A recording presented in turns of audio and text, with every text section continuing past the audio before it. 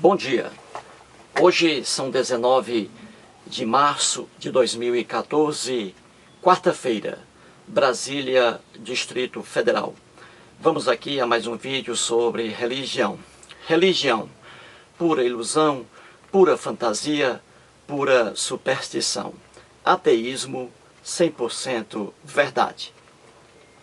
Há alguns dias lancei 2 vídeos mostrando ali um pouquinho da visão da Bíblia em relação à mulher. E 2 internautas, o Francisco Amigo e o Felipe Fella, assistiram aos 2 vídeos e me mandaram um recadinho com a mesma nota musical, dizendo: isso sim é que é teologia. Porque eu aqui sempre falo também acerca de teologia, né? Em meus vídeos sobre religião. Muito bem. Em razão de eu ter recebido esses recadinhos aí dos 2 internautas, Francisco Amigo e Felipe Fella, resolvi aqui explicar um pouquinho o que é teologia. E trouxe aqui como exemplo um grande teólogo respeitado em todo o mundo, né? Com vários livros publicados. Trouxe aqui como exemplo o Bart Ehrman. Poderia ter trazido aqui outros teólogos, John Dominic Crossan, não é? Outro exemplo aí. Poderia ter trazido aqui também teólogos brasileiros, a exemplo de Frei Beto e Leonardo Boff. Porém, resolvi aqui trazer o Bart Ehrman. Este é o 8º vídeo, 8 vídeos com o tema O Ateu e a Teologia Séria. Estou aqui lendo alguns trechos de um dos livros do Bart Ehrman. Pois bem, em vídeos anteriores mostrei aqui dados do Bart Ehrman, né? Bart Ehrman, ele é doutor em teologia, mora nos Estados Unidos da América do Norte, na Carolina do Norte, em Chapel Hill, e ali ele é professor de estudos religiosos da Universidade da Carolina do Norte. Ele é especializado em Novo Testamento. E mostrei aqui um pouquinho da história dele, né? Do Bart Ehrman. Pois bem, além de ser professor na Universidade da Carolina do Norte, ele também é diretor do Departamento de Estudos Religiosos daquela instituição de ensino superior. E ele tem mais de 20 livros publicados e traduzidos para vários países. Todos os livros do Bart Ehrman, traduzidos aqui para a língua portuguesa falada no Brasil, todos os livros eu tenho aqui, os livros dele. São 5 livros, né, que foram traduzidos aqui no Brasil. Eu tenho os 5 livros do Bart Ehrman. Infelizmente, não tenho acesso aos outros livros dele, porque são livros, em sua grande parte, livros didáticos, livros feitos por ele para cursos lá de teologia em mestrado e doutorado.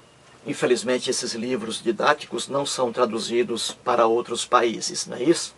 Pois bem, estou aqui mostrando um dos livros do Bart Ehrman, né? E lendo aqui alguns trechinhos, para que os internautas consigam entender, aqueles que têm interesse em religião, consigam entender aqui o que é teologia séria. Pois bem, aqui um dos livros do Bart Ehrman, né, que estou mostrando. Quem Jesus foi, quem Jesus não foi. Eis aqui. Muito bem. Neste livro aqui, o Bart Ehrman, como venho mostrando em outros vídeos, neste livro aqui, ele traz uma bifurcação do curso de teologia, que é o curso superior, né? Teologia. E aqui, neste livro, ele traz as expressões nessa forma aqui, ó. O método histórico crítico, né? Que faz parte do curso de teologia, um curso de teologia sério. E aqui a interpretação devocional ou interpretação confessional, que é aquela interpretação que a gente vê aí nas igrejas cristãs. Como estamos tratando aqui de cristianismo, então aqui igrejas cristãs. E aí temos as igrejas, né? A católica, a evangélica e protestante, né? E outras mais. Pois bem, então a interpretação devocional é aquela filosofia que é pura ilusão, pura fantasia, que é propagada pelos líderes religiosos, né? Por sacerdotes católicos, por pastores evangélicos e pastores protestantes. Aquilo que eles falam lá no púlpito da igreja, no altar da igreja, aquilo ali é teologia ilusória, fantasiosa, não é a teologia propriamente dita. Porque a teologia propriamente dita está aqui no método histórico crítico. Como diz aqui o Bart Ehrman, doutor em teologia, ele diz que o método histórico crítico está em qualquer curso superior de teologia. Aqui, pelo método histórico crítico, vamos estudar, no caso aqui, a Bíblia, né? Vamos estudar a Bíblia sob o aspecto histórico e sob o aspecto crítico. Aqui no aspecto histórico, temos as provas históricas, os fatos históricos realmente ocorridos, né? E temos também aqui as escavações arqueológicas, não é isso? A arqueologia bíblica. Então, juntando aqui fatos históricos com provas arqueológicas, vestígios arqueológicos e a análise crítica, então aqui vamos analisar, por exemplo, a Bíblia com imparcialidade, com amor à descoberta da verdade. E aqui a Bíblia cai. Cai porque é um livro cheio de lendas, de mitos, de alegorias. Inúmeras fantasias estão na Bíblia, de Gênesis ao Apocalipse. Como diz aqui o Bart Ehrman, qualquer estudioso de teologia, qualquer estudioso sério de teologia, sabe muito bem que a Bíblia é um livro cheio de lendas, de mitos e de alegorias. Lamentavelmente, diz aqui o Bart Ehrman, quando alunos, ex-alunos do curso de teologia, que têm conhecimento do método histórico crítico, quando esses alunos entram aí na profissão, no mundo da religião, como pastores ali evangélicos, como pastores protestantes principalmente, esses alunos que conhecem um método histórico crítico, eles passam em sua igreja a falar acerca da interpretação devocional ou confessional. Ou seja, eles mudam aqui de casaca, mesmo sabendo da verdade. Mas eles não dizem nas igrejas, para os fiéis, por exemplo, que a Bíblia está cheia de lendas, de mitos, de alegorias, de fantasias, de Gênesis ao Apocalipse. Os pastores evangélicos não dizem isso para os fiéis. E os protestantes também não dizem isso a seus fiéis. Por quê? Ora, por uma razão bem clara. Se dissessem que a Bíblia está cheia de lendas, mitos, alegorias, etc., com certeza não ficaria um fiel sequer na igreja. A igreja iria à falência. Então aqui é o campo da ilusão, é o campo da fantasia. E vou dar aqui um exemplo bem claro. Veja a diferença entre método histórico crítico e a interpretação devocional ou confessional que é vista nas igrejas. Veja aqui a diferença. Vamos pegar aqui alguns cristãos. Vamos pegar um cristão da igreja adventista do sétimo dia, por exemplo. Pronto. Um cristão da igreja adventista do sétimo dia.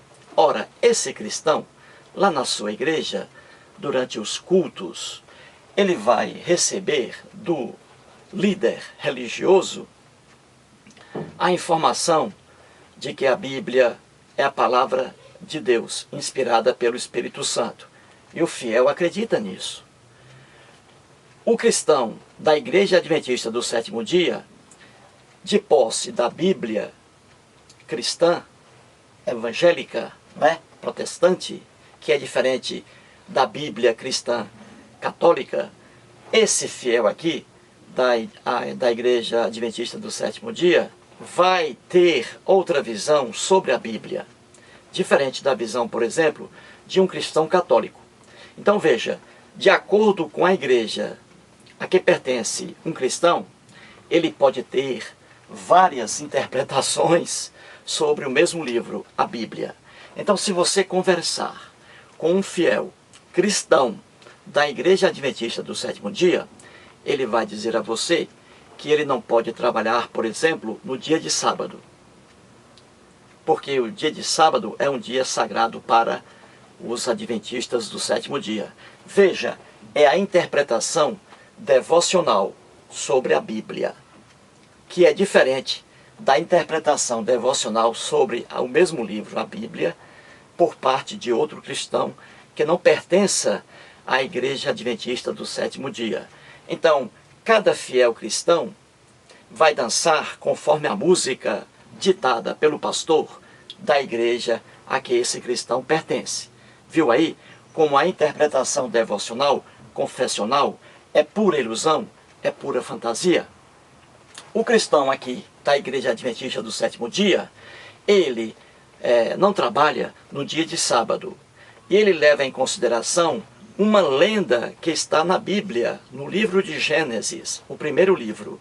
Ali, aquele relato lendário sobre a criação de todas as coisas pelo Deus Javé, que está no primeiro relato, nessa linha eloísta que está no primeiro relato de Gênesis, que é também diferente do relato lendário que está no segundo capítulo de Gênesis. Temos ali dois relatos diferentes, contraditórios, sobre a criação de todas as coisas. Muito bem, o cristão da Adventista do Sétimo Dia, ele não trabalha no dia de sábado, porque ele vai aqui em cima de uma lenda que está no primeiro relato de Gênesis, né?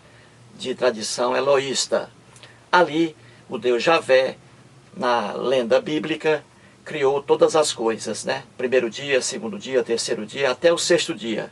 E o Deus Javé descansou no sétimo dia, que é o dia de sábado. Então, já que Deus Javé descansou na lenda bíblica, então os adventistas do sétimo dia levam isso aí em consideração. Ou seja, uma lenda.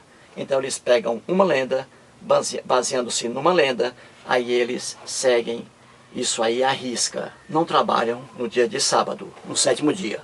Pois bem, ora, agora vamos pegar aqui um cristão católico. O cristão católico não leva em consideração o que leva aqui a Igreja Adventista do Sétimo Dia. Os católicos trabalham normalmente no dia de sábado, sem problema algum. A Igreja Católica Apostólica Romana modificou esse dia aqui, transformou esse dia sagrado, dia de sábado, e passou para o dia de domingo. Então, domingo é o dia, vamos assim dizer, sagrado para os cristãos católicos. Mas eles trabalham assim mesmo, nos dias de domingo. Pois bem, então você vê aqui dois cristãos. Um da Igreja Adventista do Sétimo Dia, que tem uma interpretação devocional da Bíblia diferente. E o outro, o cristão católico, que tem uma interpretação devocional ou confessional da Bíblia também diferente. E assim por diante.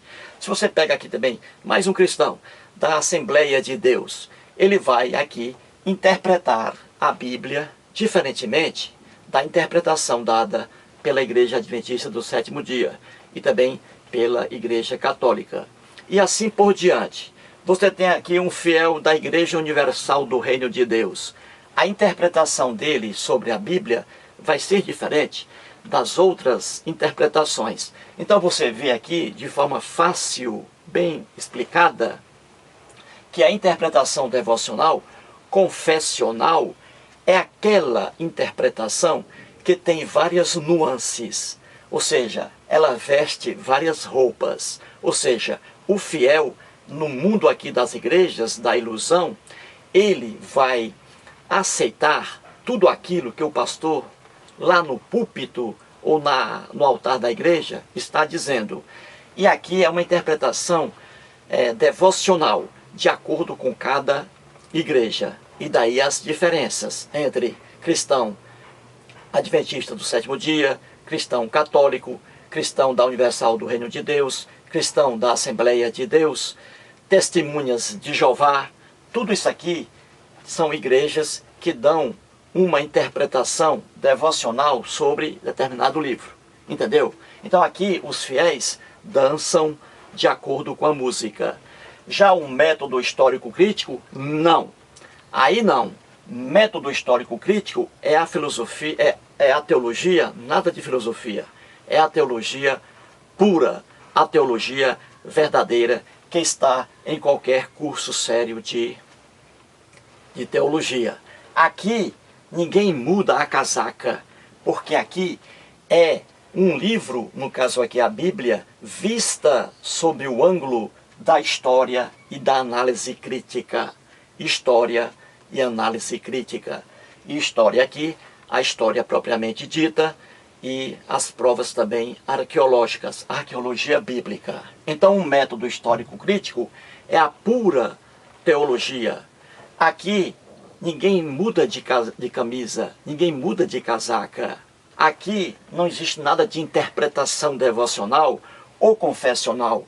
Essas ilusões aqui, interpretação devocional ou confessional, essas ilusões estão na igreja e não no método histórico crítico. Entendeu aí? É bem simples, né? A diferença.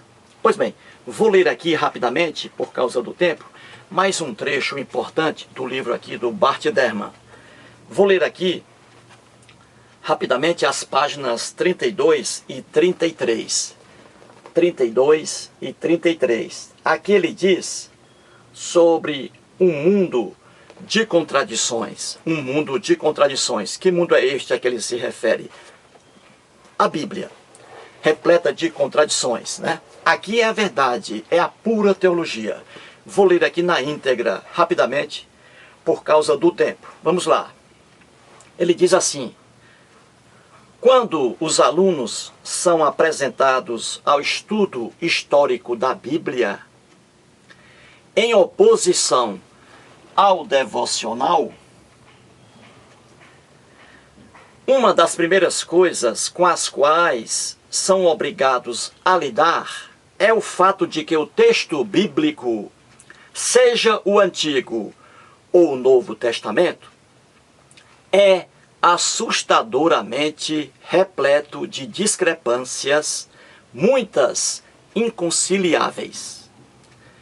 Algumas delas são simples detalhes em que um livro contradiz outro a respeito de uma questão menor: o número de soldados em um exército, o ano em que começou o reinado de determinado rei, detalhes do itinerário de um apóstolo.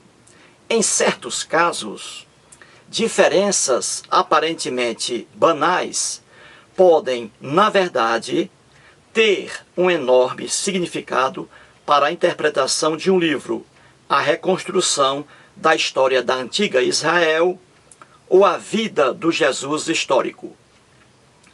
E há situações que envolvem grandes temas em que um autor tem um ponto de vista sobre um tópico importante. Como o mundo foi criado? Por que o povo de Deus sofre? Qual o significado da morte de Jesus? E outro tem um diferente. Algumas vezes, esses pontos de vista simplesmente diferem, mas em outras, eles se contradizem diretamente. Neste capítulo, vou abordar algumas das importantes e interessantes discrepâncias da Bíblia que surgem quando ela é estudada segundo a perspectiva histórica. Como minha especialidade é o Novo Testamento, vou lidar com o tipo de problema encontrado nele. Mas você pode ter certeza de que, basicamente, as mesmas questões também podem ser levantadas no Antigo Testamento. Na verdade, ainda mais. Enquanto o Novo Testamento, composto de 27 livros, foi escrito por talvez 16 ou 17 autores ao longo de 70 anos, o Antigo Testamento, as Escrituras judaicas, consiste em 39 livros escritos por dezenas de autores ao longo de pelo menos 600 anos. Há muito espaço para pontos de vista divergentes, e se você procurar, os encontrará aos montes. Minha tese não é simplesmente a de que a Bíblia está repleta de contradições, como explicarei melhor no fim do capítulo. Meus alunos, algumas vezes, suspeitam de que essa é a questão importante, que a Bíblia está cheia de problemas e, portanto, não é possível acreditar nela. Mas não é esse o ponto principal. Embora as discrepâncias na Bíblia, de fato, criem certos problemas para pessoas com determinado tipo de fé cristã, mas não para todos os cristãos. Há outros motivos para descobrir que a Bíblia contém contradições, mas é melhor apresentá-los no fim do capítulo, em vez de no começo. As pessoas sempre devem saber quais são os dados antes de decidir instantaneamente o que eles significam. Meu objetivo não é apontar todas as contradições que podem ser encontradas no Novo Testamento, mas apenas algumas das mais interessantes ou importantes. Começarei com os Evangelhos, passando a seguir para Paulo. Durante essa discussão, não abordarei a importante questão de quem realmente foram os autores desses livros: discípulos de Jesus, companheiros dos apóstolos, cristãos posteriores. Esse é o tema de outro capítulo. Por enquanto, basta observar que, quem quer que tenham sido os autores desses livros, algumas vezes eles contradizem uns aos outros.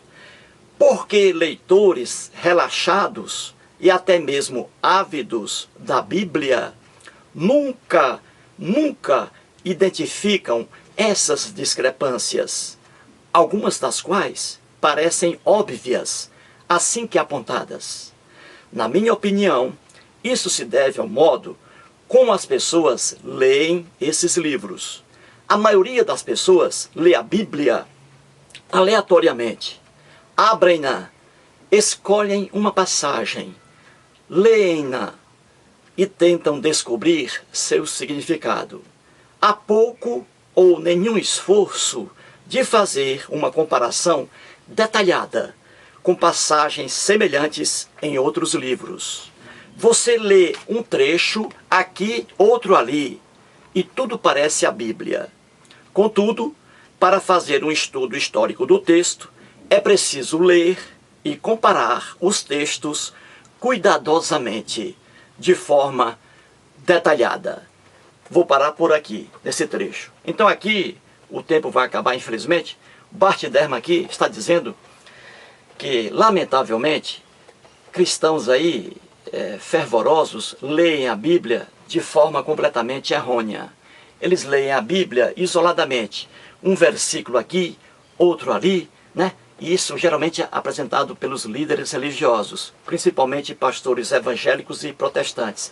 Eles escolhem ali passagens isoladas da Bíblia. Eles não relacionam uma passagem de um livro com outro livro, e até mesmo passagem de um próprio livro, porque ali há a contradição. O que está escrito em um livro não está escrito, às vezes, em outro livro. O que está escrito em um capítulo, mais à frente, ali, o outro capítulo, que foi escrito por outro autor, está contrariando o que disse o autor anterior. E assim por diante. Só que os líderes religiosos não pregam isso para os fiéis, porque se pregarem, a igreja vai à falência. Ninguém vai ficar na igreja. Já pensou? Um fiel ali, acreditando piamente naquilo, e o pastor chega e diz, olha, Adão e Eva nunca existiram. Nunca existiram. O Deus Javé nunca fez universo algum. Nunca ficou cansado e descansou no sétimo dia. Nada disso. Ali é apenas um relato lendário que está em Gênesis.